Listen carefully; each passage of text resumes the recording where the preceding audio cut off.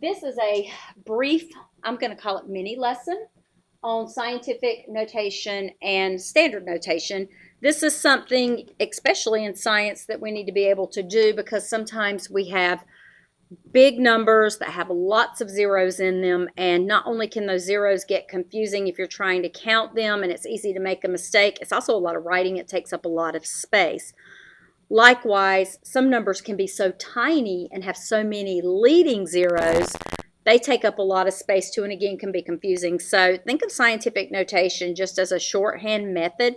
It's very easy. I've got a little chart here just to kind of go over the basics with you, but just remember, when you have a really big number, first of all, if there's no decimal, you always assume it's at the end, and big numbers have positive exponents.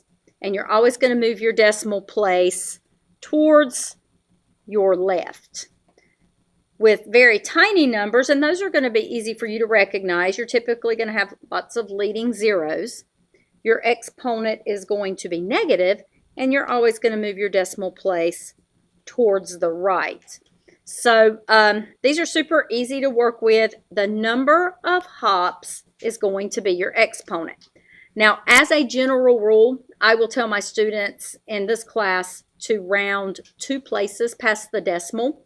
And we always want to place our decimal so that we have, and this is not the only correct way to do it, it's just the way we're going to be doing it, so that we've got basically one number to the left, the decimal, and then 2 numbers to the right. And then it's times 10 to whatever that exponent has to be. So it'll be something decimal, something, something, times 10 to the number of hops.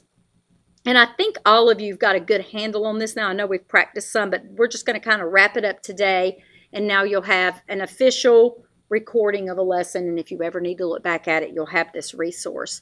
So let's look at number 1. This is a big number. There is not a decimal. I'm going to zoom in on that a little bit so we can see it better. So we know the decimal is actually at the very end. So I'm going to count towards the left decimal places, and I want to land right here between this 4 and this 5.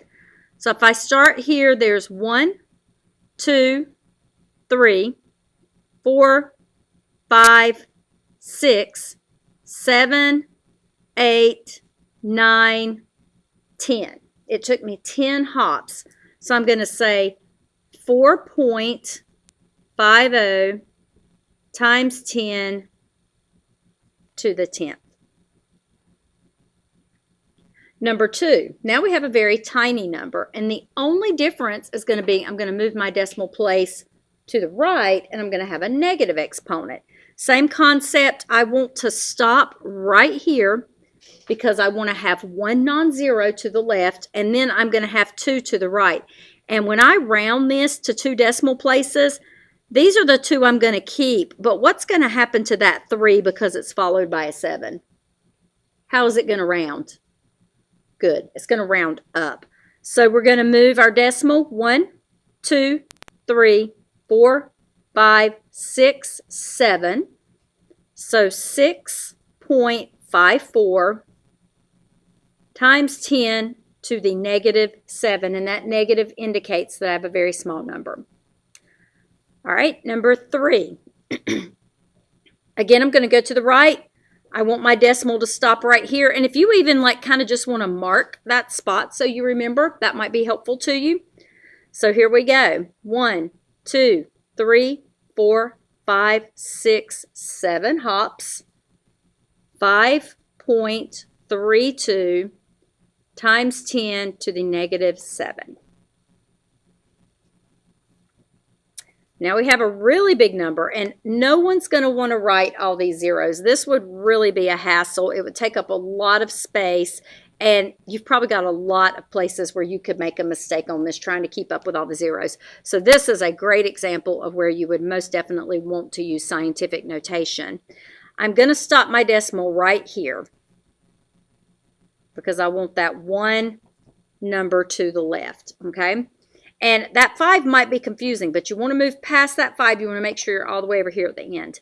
So here's our understood decimal. 1, 2, 3, 4, 5, 6, 7, 8, 9, 10, 11, 12, 13, 14, 15, 16, 17, 18, 19.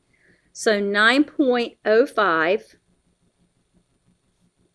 times 10 to the 19. How many of you got that one right? Very good. Very good. I think y'all are feeling really comfortable with these now. I think all we needed was a little review. And this last one, we're going to move our decimal place to the right. 1, 2, 3. Going to stop right here. 3.0. And what you're going to do is just add another O times 10 to the negative 3. If I would have said one decimal place, you would have said 3.0 times 10 to the negative 3. So the value did not change. We just changed the way that we're rounding. Now, you might wonder why you always say 2 decimal places. For us at this level, this is very basic intro chemistry we'll be getting into. This is totally appropriate for us. If you go deeper into chemistry, you get into some more detailed chemistry, it becomes more critical that you round in very specific ways, but there are lots of rules that dictate that, and we're just not going to have to worry about it in here. Okay, I want you to flip over to the back, and now we're going to look at going the other way. Again, if you've got a big number, you're going to have a positive exponent, so this tells me I'm going to be adding zeros. Just don't get confused. A lot of students here will make the mistake of thinking, oh, I'm going to add 9 zeros. What you're doing is you're moving your decimal 9 times.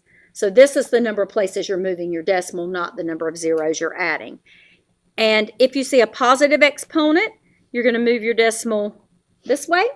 And if you see a negative exponent, you're going to move it the other way, just the opposite of what we did on the other side.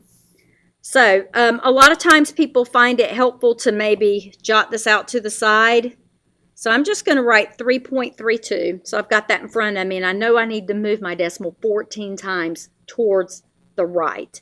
So I'm going to say 1, 2, 3, 4, 5, 6, 7, 8, 9, 10, 11, 12, 13, 14. There's number 14. And remember, these little points are what I'm counting. And I'm just going to fill in all these troughs with zeros. I'm not going to rewrite this out for you, but you can see what I really want you to do. See the number of zeros that are added, and now you know your decimal is at the end. Definitely, I would want to write that in a second before I had to write this out a lot. This time I've got a negative exponent, so I'm going to write my number over here because I know I'm going to be moving that decimal, what we would probably call backwards. And I'm going to be moving it towards the left 6 times. So 1, 2, 3, 4, 5, 6. My decimal's right there. I'm going to fill in those troughs with zeros. Now, if I wanted just to rewrite that because I wanted to just write it without all these lines, I would put a 0 in the front just to draw my attention to the decimal. And then I've got 1, 2, 3, 4 zeros, 6, 9, 2. It's just good etiquette, I would say maybe chemistry etiquette, to put that 0 in the front. It just, again, draws your eye to the decimal. All right, number 3. This time I'm backing up 14 places, and I'm starting with 4.00.